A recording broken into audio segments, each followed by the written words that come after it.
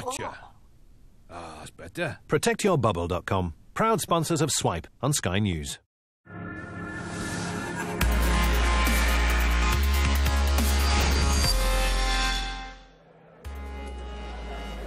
You're watching Swipe. On the show this week, shocking thoughts using electricity to boost your brain power. It may be 3D, but it ain't speedy. Why this car has been making headlines. And things get strange in our games review. Hello and welcome to Swipe. Now, I'm going to be straight with you from the start. On the Swipe team, we've been a little bit afraid about filming this episode. You see, when we heard the Science Museum was laying on an event based around human enhancement, we thought great, but then we heard it involved electric stimulation. Yeah. So for this episode, I've got my rubber soles on. These scientists are experimenting with using electricity to enhance their brain power. Transcranial direct current stimulation, or TDCS for short, works by sending currents through your scalp.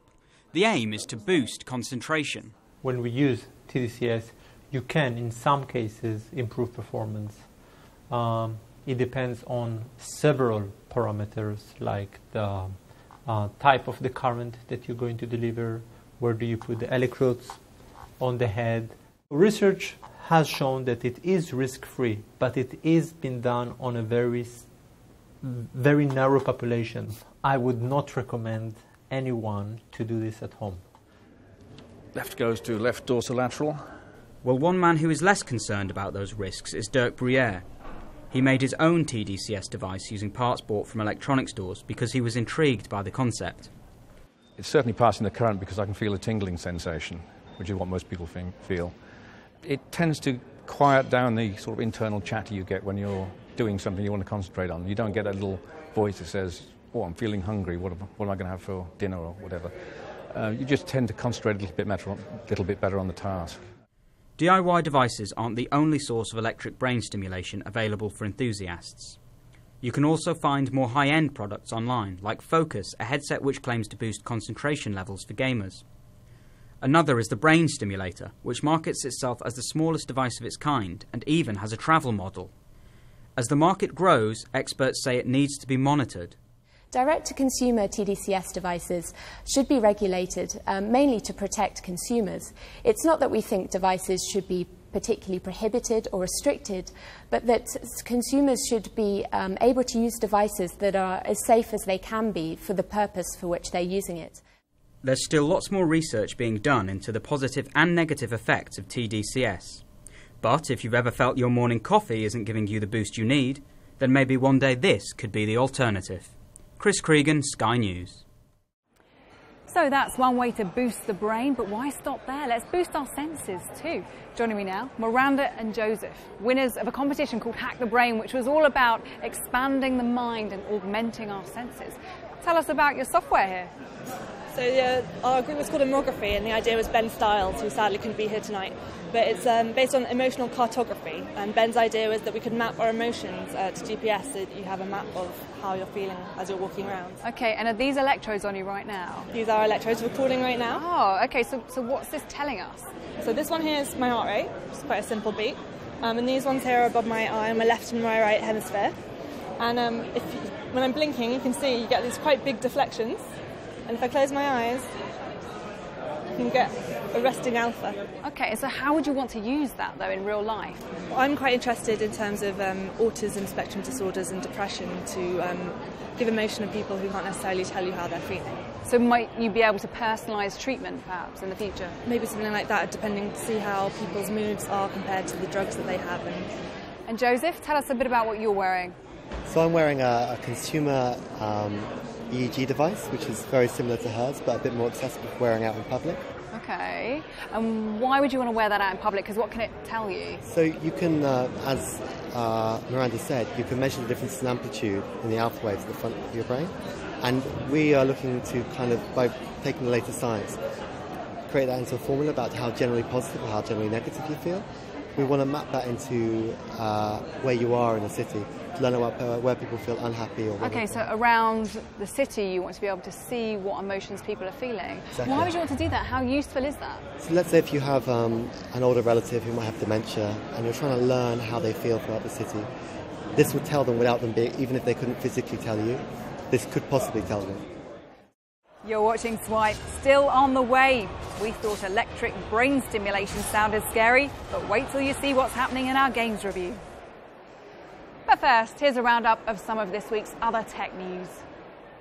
Twitter has launched a free live streaming video app for your iPhone. Periscope lets you broadcast live, notifying your followers so they can choose to watch, comment and send you hearts. The app is being seen as a rival to Meerkat, which launched last month.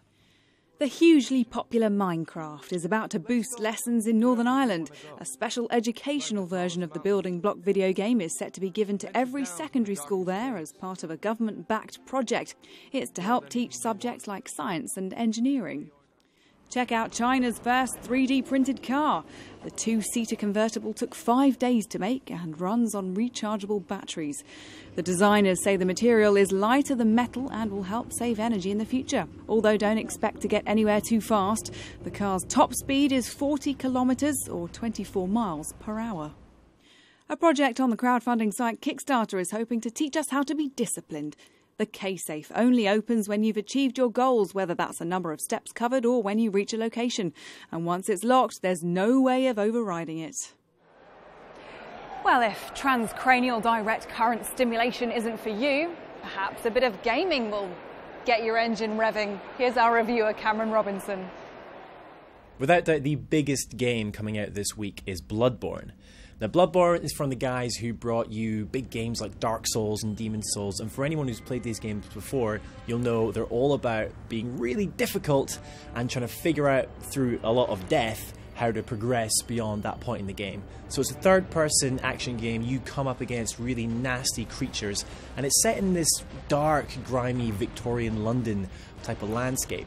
But as I say, it's all about tactical fighting, so you're sometimes encountering loads of different enemies at once, and you have to try and separate them from the others and take them out one by one. So it's a game full of style and a lot of substance, but most of all, it's really tricky, but great fun. Another game that's coming out this week, which is actually a callback to gaming of yesteryear, you might say, is a game called Pillars of Eternity. And it's based on the classic Dungeons & Dragons-esque RPGs, a lot of influence from the world of tabletop gaming as well. But it's kind of a classic dungeon crawler. So you have your team of various different warriors, and you're searching out for loot and things like that. But it really is old school in its nature. And it's interesting because it was crowd-funded, so there was enough of an appetite out there in the industry for an old style of game like this to appear today. And it's been made by a development team called Obsidian, who have made some really big games like Fallout New Vegas. But the game it seems to be doing really well. It's very difficult. The combat is very tactical. You're controlling lots of different people at once on screen, casting spells and doing attacks. But none of them have any artificial intelligence, so they don't attack on their own. So you need to kind of micromanage everything at once, which is challenging, but it's just really good fun. This week we see the second chapter of Life is Strange hitting digital stores. And if you haven't played the first chapter, you really should. My entire life has been changed in just 24 hours. It's an adventure game, so it's all about making decisions as you progress through the story. The cool thing about Life is Strange is if you make a decision, you see the consequences. You don't like those consequences, you can rewind time and try different routes. So you don't have to replay the whole game to see the different possibilities and consequences from your actions. You can just rewind time. But in the second episode, which is coming out this week, everything gets a lot darker. So if you're following the story, there's a lot more intrigue, a lot more danger, and basically the moral of this second episode is like very small decisions can have huge consequences. So if that sounds interesting, you should definitely check out Life is Strange. I'll be your faithful chauffeur and companion. Well, this week's episode might have seemed a little bit out of this world, but at least it wasn't as scary as we first thought it was going to be. I'll see you next time for more Swipe, and until then you can stay up to date with all the latest tech stories on Sky News for iPad, our smartphone app, skynews.com and YouTube. Bye-bye.